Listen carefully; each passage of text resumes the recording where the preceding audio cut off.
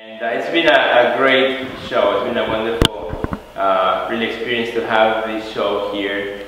Personally, I had been looking forward for this show for quite a while. We talked about it, I think a year ago, we mentioned it. Then some months later, we set out the date for the exhibition, and then they went to work, and I went to work. And until the day came, which they brought in the artwork. And everything worked so smooth in setting up the exhibition, figuring out where things were going to go. I think after you brought the work and we spent maybe half hour and the show was pretty much laid out, right? And all the pieces. One of the things that for me makes this exhibition really special, and maybe that could be a point of departure for our conversation, is our relationship. You know, we've known each other for probably, I think just about almost 20 years. When I was a student, and I went to go... A little more than 20. A little bit, yeah, really? Oh, wow, yeah. My math is not the best. And as I was a young student looking for a place where I could really fit and get personal attention and personal relationship. And somebody told me, a friend of mine told me, why don't you go to Governor State University? And I didn't know what it was. And I went with my dad the first time. And I remember we had an accident on the way there, so we had to reschedule. And that's how I met Joyce the first time, the first meeting. And I enrolled in school. Then I met Mary Boo Walter and Arthur Bourgeois as well. And I found that the university had such a strong program, very cohesive, and it was about people.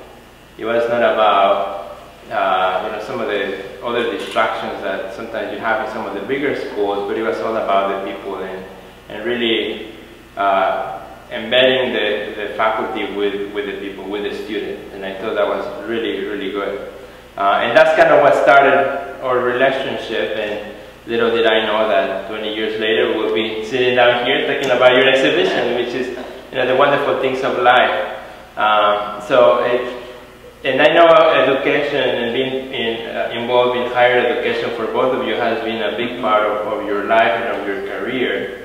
And maybe that could be kind of a point of departure of, you know, the role of education has played in your own work as an artist, you know, because I'm an educator too, and I see you know, that role as being part of my art career as well. It's not something that I do on the side or that I do this on the side, but it's a complete package in which what I do in the classroom relates to what I do in my studio, even though it might be completely different, but there's some energy, because it's the same person doing both.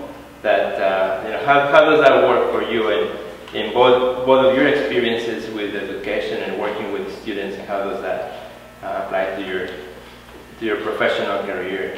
Well, I always enjoyed younger artists, being around younger people.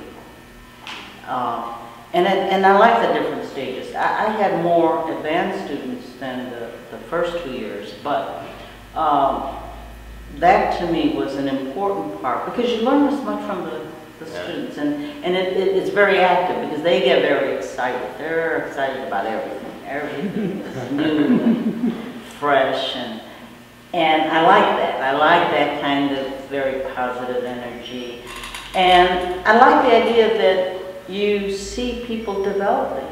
You know, I've watched Sergio for 20 years, so I saw him as a very talented undergraduate, through graduate studies, and onward. So I think it's a very important, always was a very important part of my life. How about for you, Bert? Where did you practice as education? Well, I started out at Elmhurst College, okay. And from there I left Elmhurst, teaching at Elmhurst, to teach at Northwestern, and then the School of the Art Institute. But what I always really appreciated about teaching was some of the challenges that students would bring in, and ask me to help them resolve. And education has been a means of testing my own ideas in relationship to theirs, to see how receptive they respond to them. And it has been a way that I have, as Joyce has said, it's been a learning experience for me. What they bring in and what I'm able to share with them. So it's been a very rewarding experience for me. Wonderful. And I think that, you know, there's a certain authenticity that students can perceive from when a faculty or you know, does give of himself or herself in the classroom. And that definitely is something, as a student of Joyce, that's something that I saw from the beginning, that I was working with a practicing artist who understood her own medium and her own work and so forth. And I think that that's wonderful, you know, as you say, that interaction with the student and that energy that brings in the classroom, that participation with another person, talking about creative ideas and so forth. But I think that's always energizing, yeah, when you see people very involved in what they are doing. Very involved. Because like Sergio is one of the best students I've had. Always came in finished. I mean, he worked so hard during the breaks that he was already done, but he kept working. And you don't find that in other majors, I don't think. People in some of the other majors don't come in with all their work done and then do more work. You know, so it's an energy and an enthusiasm I don't think I sensed in most other disciplines. And I think that's a very exciting part of teaching. And you know, when you are in a creative area, you want to be around creative people. Exactly, that's right. And now, what's also makes this show so great is that both of you are a couple. So you share your lives together. You know each other very well. And so that, you know, we arrived to this exhibition, Labor of Love, you know, and how those one. Well, first let me ask, how did both of you meet? I don't think I have ever asked you that, so now that we're in camera, I'll ask you. How did both of you meet? And what did you think going as an artist? We both met at Northwestern University. Okay. I was teaching in the painting and drawing department. Joyce was a PhD student in the history of art department. Okay. And we had a mutual friend who we would have dinner with and lunch with occasionally. Yeah. And so Joyce and I got to know each other really over lunch and dinner. At Northwestern. And so Joyce invited me to Thanksgiving dinner one year, and our mutual friend said, go for it. And you'll really enjoy it. And it was really at Northwestern in the art department, history of art and studio painting, that we met one another. Great. So that was during that Thanksgiving dinner. That must have been a really good turkey. That's great. That's awesome. But then, as you know, like, I don't imagine myself living with another artist, and I respect really couples who work and live with other artists as well. So I think that's a wonderful thing. But I don't know what are also some of the difficulties of that as well. Or how do you approach both of your different careers, or how do you work that at home? Well, I don't think, with Joyce and myself, really there's no conflict. We both are respectful of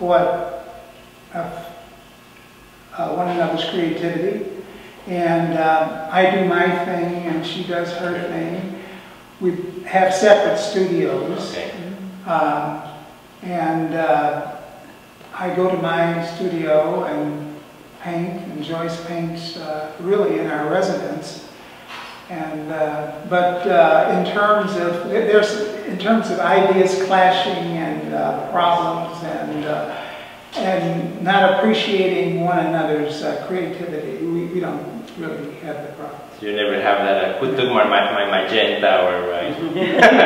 No, you know, for this show, this is the first time that Bert and I just had just the two of us. We were in many shows, in a group show, but we never showed together. Okay. I did not see Bert's work for this show until we framed. That's great. Because we were framing the works together. A week prior to the hanging the show. It was the first time that I saw his work. He did see my work. He didn't say a word. You know, he would kind of pretend it wasn't there. He just kind of passed by. But before, I used to work a lot at the university. I had a studio there, so you know, and at home. So at home and at the university. But we kind of leave each other alone. Yeah. Bert does work in a different medium. He's acrylic, I'm oil. So we don't bother each other with supplies. Okay, he has his, he has his things and I have mine. But I think, and I'm looking here and I see two other couples of artists. I think it's easier. Yeah. Yeah. I don't know, it's just been so long after 39 years together. It just seems like it would be unusual if I wasn't with a painter. That's great, that's wonderful. So let's talk a little bit about each of your works and how they interplay and interconnect with each other. There's this kind of like rhythmic notion that I see in both works, you know, for Bert you talk about the expression. And maybe some of the symbolism that we might see in your work. Sure. One of the things that I've,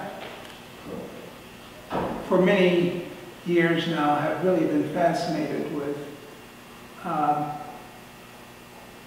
dance and blues and jazz.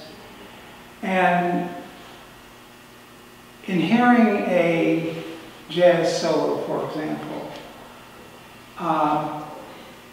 I have always wanted to challenge myself to see if I could execute something like that visually, or to see a dance performance, or to see if I could bring some of that energy and movement and the syncopation and into the work. And so really my challenge is to see if I can get in that groove that other artists get into, and to see if I can, after having done the piece, to see if it, or really to hope that it measures up to what I was listening to or what I saw in a dance performance. In mine, I would not say that music is a direct source, although there were times like the small painting there is part of my Planet series from Gustav Holst's Planets. So I may take aspects of the planets through music. But I do a number of things that pertain to flight forms and like these rhythmic forms. So I wanted a bright form, not a real subtle form like a rainbow form. And so I like hybrids. And I like things that move. Yeah. I like dream forms. I like that one there is a dream imagery. But I do like things that fly. So flight forms are important. And states of being, places, but more emotional places. Okay. Is it a specific reference to like sort of like windows or rectangular shapes? Then I feel like we are in front of some sort of a window, either we're inside or outside. Now that one I call fire and ice. I do like borders. Okay. I like fragmentation. In fact, what I'm working on right now is about fragments and how fragments are repaired.